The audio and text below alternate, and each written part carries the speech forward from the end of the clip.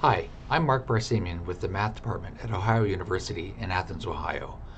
I'm the coordinator for the course Math 1350, Survey of Calculus. This is an introductory video for that course for the spring semester 2024. Now, this course is a large multi-section calculus course. This spring semester, there are 24 sections of this course on the Athens campus.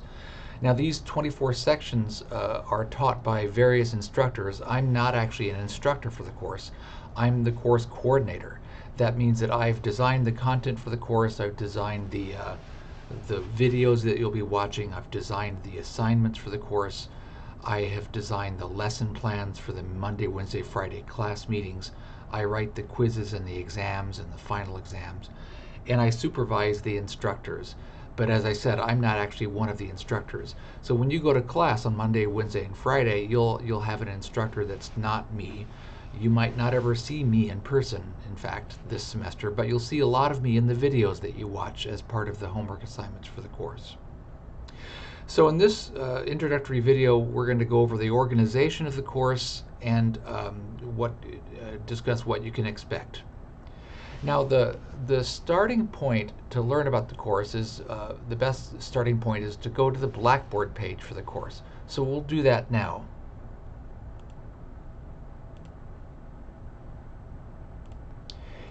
Here's my Blackboard site, my Blackboard page for myself. You can see in this view here is a list of all the courses that I'm involved with teaching this semester. When you go to Blackboard, you'll see a list of all the courses that you're taking this semester. Now, one of those will be Math 1350. Here is a list of a bunch of Math 1350 sections that I'm teaching or involved in teaching. I'm the coordinator. And you'll have a Math 1350 course on your Blackboard list as well. All of these are set up the same way, so I'll just click on one of them. So here we are in the Blackboard page for Math 1350, section 123. Now, on this welcome page, there's various stuff about the course. When you come to the Blackboard page, you'll see a sort of minimal set of menus on the left side of the screen. Now, on this Blackboard page, you'll only do a couple of things. You'll come here to get information about the course. You'll come here to find a link to the course web page. That's not the Blackboard page. And you'll come here to see your scores on homeworks and quizzes and exams throughout the semester. And you'll come here to access what are called the digital course materials by clicking this digital course materials link. We'll discuss that more as the video goes on.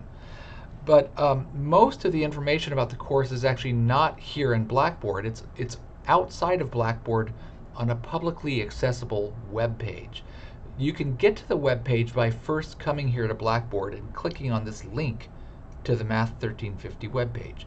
If you click on this, up pops a new web page that's not in Blackboard. It's a publicly accessible web page that you can actually get to without having to go to Blackboard first. You can bookmark this address in your web browser on your computer or on your tablet or on your phone, and you can always navigate here without having to go through Blackboard. So as I said, the Blackboard page has only a small amount of stuff about the course. Most of the stuff is on this public web page. So we're going to discuss this web page in some detail, and then we'll hop back to Blackboard at some point. Now, first of all, on this web page is a video, an introductory video. Now, the one that's being shown in this display is the one from last fall. But when you go to this web page, you'll see the one that I'm recording now, the introductory video for the spring semester. You'll also find a video explaining how to set up what's called MyLab. MyLab is a system that you'll use for doing your online homework. Now let's go farther down this web page, and I'll discuss briefly what the web page contains. First of all, in this course information section, the web page starts with a description of what's called the hybrid course format. If you click on this button, it'll show that course format. The important thing is to notice that this course is delivered in what's called a hybrid format. That means that it's taught in more than one way. In this case, the hybrid design of the course consists of two components. One component is instructional videos and online homework. That's course component 1. Now you'll watch videos of me talking and writing stuff, and accompanying those videos are homework assignments. Or actually, I sort of have that backwards. For this course, there's a whole bunch of homework assignments. There are 90 of them. Here's a whole page of homework assignments. You can see that most of these homework assignments have a video. Here's a video for that homework assignment. There's me talking. And also accompanying that same homework assignment is a set of notes that were produced in the making of that video. So during the semester, when you, for instance, are working on homework number 35, you'll start your work on that homework by watching the video for homework 35 and reading these notes for homework 35, and then you'll do these exercises for homework 35. Now, I said a while ago that there are 90 homework assignments. That's a lot of homework assignments. But you can see that a lot of them are quite short. You know, homework number 58 has only 2 problems on it. Homework number 52 has only 2 problems on it. Homework number 47 has only 2 problems on it, but one of them is not even in the MyLab system, so you'll probably only do one of these homework problems. So there are a lot of homework assignments, but the idea is there's basically one concept per homework assignment. So I designed these homework assignments so that for each concept in the course, you have an assignment to do, you have a video to watch to learn the concepts that you need to do that assignment, you have some notes to read to accompany that video. That's the organization of the homework and the accompanying videos. And that's the core of this first course component. That's the component in which you actually are taught the mathematical material. Course component 2 is the Monday, Wednesday, Friday meetings that are led by your instructor. Now remember, I'm not the instructor, I'm just the coordinator. Now these meetings are held in person on the Athens campus. Now those meetings are discussions. The purpose of these meetings is not the delivery of the mathematical content. Remember that the delivery of the mathematical content is watching those videos and or reading the textbook for the course. Rather, these meetings are a chance for the instructor to highlight certain topics, or perhaps present some extra examples, or maybe pose questions that the students will answer. And most importantly, the class meetings will include participation by the students in the form of group activities and what are called student presentations. These student presentations are usually about presenting the solution to a class drill that the class worked on. Sometimes they're about something else, but most of the time the class will work on some problem in small groups, and then one of you will get up and give a presentation that's explaining how that class drill was supposed to go. Now, almost every week during those Monday, Wednesday, Friday class meetings, on one of the Fridays, there might be a quiz or an exam. So basically every Friday of the semester, except the first Friday and the last Friday, there's a quiz or an exam. So on those days where there are quizzes, there will be some discussion, as I described above, and then a quiz at the end of the hour. On an exam day, on a Friday that's an exam day, the entire class meeting will be the exam. So that's the course format. Those two components, the homework that you'll work on, and you'll study for the homework by watching those videos, and then the in-person meetings. All right, let's go on to the grading. In this course, you'll accumulate points in various ways, up to a total of 1,045 possible points. Now you'll accumulate points in various ways: by doing those presentations, by taking quizzes, by taking exams, by writing the final exam, and then finally by doing that that online homework in the MyLab system. And you can see the points values here. The key thing is that they add up to 1,045 possible points. At the end of the semester, your points total will be divided by 1,000 to get a percentage. And then that percentage will be converted into a letter grade using the standard 90, 80, 70, 60% letter grade scale. Now notice that I said that the points total is 1,045 possible points, but when your grade is computed, your points total is converted to a percentage by dividing by only 1,000, not 1,045. That's because 45 points from doing the homework are considered extra credit points. So all this other stuff, the presentations, the quizzes, the exams, the final exam, those all add up to 1,000.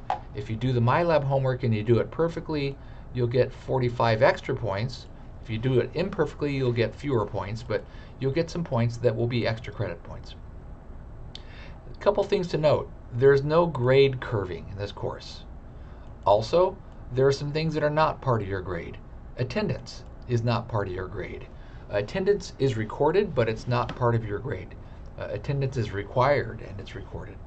Another thing that's not part of your grade is the group activities or the class drills that you'll do during class. Those are important activities, but they are not scored. Also notice that the only extra credit in the course is from doing the MyLab homework. In particular, you cannot do extra presentations for extra credit. You can do extra presentations just to do extra presentations. That's a very helpful thing for you to do, but it doesn't earn you extra credit points. All right, there's on this web page, and also you'll get in class on the first day a paper copy of this. There's a link to a grade calculation worksheet that you can use to keep track of your current scores for the course, your current grade. If you go to the online copy of this, you can see at the bottom of this worksheet there's a second page that gives an example of what it would look like for a particular hypothetical student filling out this grade calculation worksheet. So the idea is that as the semester progresses, you will write your scores in this column of this grade calculation worksheet. You can keep track of your running total of all your scores and your current percentage and your current letter grade. So as the semester goes on, you'll be able to know how you're doing. All right, that's the grading. The attendance policy is here. I'll let you read this. There's a lot of detail here. The key thing is that attendance is required for class meetings, and your attendance is recorded, but it's not used in the calculation of your course grade.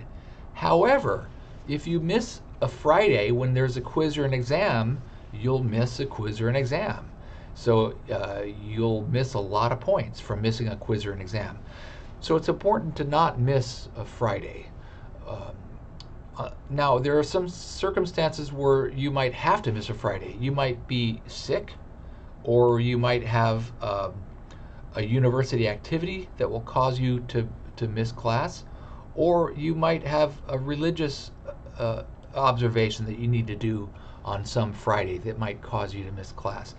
Those three things are all things that can be excused, and you can get a makeup quiz or exam, but there are lots of requirements about what you have to do in order to make up a quiz or exam because of illness, or because of a university activity, or because of a religious observation, or I should also have added because of a death in your immediate family. You need to come to this web page and read this web page. There are a lot of details here. I'm not going to put you to sleep by discussing them in this video, but I will say that you are required to do the stuff on this web page if you want to get a makeup quiz or exam. Now, what I should say though, one detail is very important. If you miss presentations or quizzes or exams because of personal travel, that's not an excused absence. So if you miss a Friday quiz because you decided to go home early in the day and make your weekend longer, you don't get a makeup quiz for that. If you miss a Friday exam because you decided to skip town on Thursday, you don't get a makeup for that. We have quizzes or exams every Friday this semester, in particular the Friday before spring break. If you would like to lengthen your spring break by skipping town on Wednesday or Thursday and not coming to class on Friday, that's up to you, but you won't get a makeup exam for that exam that's administered on that Friday. All right, that's the attendance policy. There's some other stuff on this page about other policies about communicating with your instructor, a policy about cheating. I should mention the communications policy is it's important that you use the OU email system to communicate with your instructor, or use the Teams program. Don't use a personal email address such as Gmail. Don't use or expect to use text messages. Your instructor is not supposed to communicate with you by text messages. And along with this, I should tell you that it's your responsibility to check your OU email every day. If your instructor sends you news about the class, you need to read it. You can't have an excuse for missing something be that you just didn't check your email, or you didn't know that something was to be done. It's important that you communicate with your instructor, that you read emails from your instructor, that you reply to emails in a timely manner. Okay, that's the communications policy. Let's see. Let's go to the required and optional computer tools.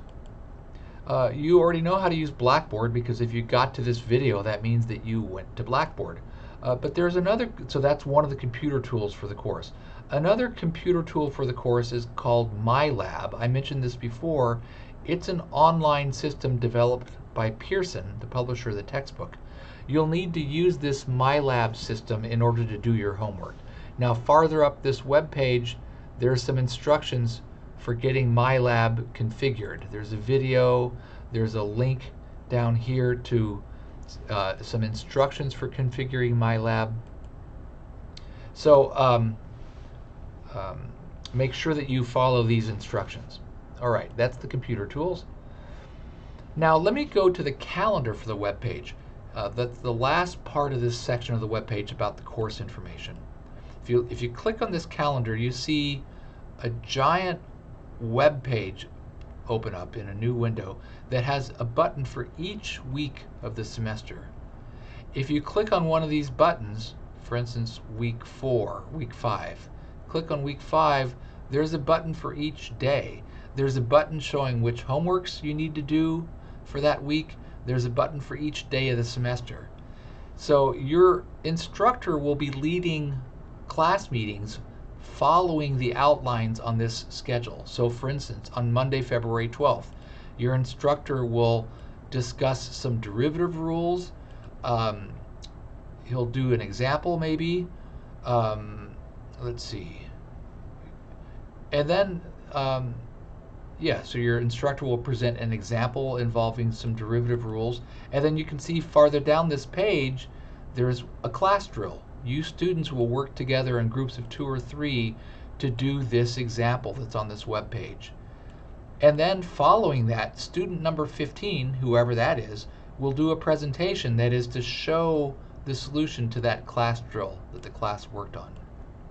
That's what's going to happen on Monday, February 12th. If we skip ahead to Friday, February 16th, you can see on that day there's more of the same sort of stuff, an outline that the instructor will follow. There's a class drill, there's a presentation, and then at the end of the hour, there's a quiz. Quiz 3 will be given on that Friday, February 16th. So you can come to this online calendar and find the details of every day of the semester. And you'll need to come to these web pages to find those details, because you'll need to prepare for your class presentations. Remember, I said that on Monday, February 12th, you can see that on that day, student number 15, whoever that is going to need to give a presentation. Well, that presentation needs to be polished and ready to go before class. So student 15, whoever you are, you're going to need to prepare that presentation. Later in that hour, you can see student 16 also does a presentation. So those two students will need to come to this web page and find the assignments for their presentations. Now, you don't have to go through all of these days to find the days when you're presenting. There is actually also a PDF document that you'll get in class on the first day that's a single page document that has the whole semester at a glance. And notice in this column, this fourth column, is a list of the presentations. S1, S2, S3, S4. That indicates that students 1 and 2 will be presenting on Monday, January 22nd. Remember a while ago I said we were looking at the day Monday, February 12th, and I pointed out that students 15 and 16 will be presenting that day. Well, that's shown on this document. So if you're student number 8, for instance, you can see that you're going to be presenting on this day, Wednesday, January 31st. You're going to be presenting on this day, Wednesday, February 28th, and you're going to be presenting later in the semester on Friday, April 5th. So you'll know to go back to that online calendar, find those days on the calendar, and find your presentations. All right, well, so how do you know what your student number is? I said that, depending on your student number, you'll be presenting on various days. Well, now it's time for us to go back to the Blackboard page. We started this video at the Blackboard page, and we spent the whole video so far discussing the course web page. Let's go back to that Blackboard page where we started all of this. You can see at the bottom of this web page is a list of student numbers for the presentations. Now, the numbers haven't been filled in yet. I'll be filling them in the end of the first week of class. That's because the roster changes a lot during the first week. But if you're a student in this section, remember I logged into the Blackboard page for section 123. For section 123, your name will be on this list somewhere. If you're in some other section, you'll be looking at the Blackboard page for that section. There will be a list just like this where you'll get your student number.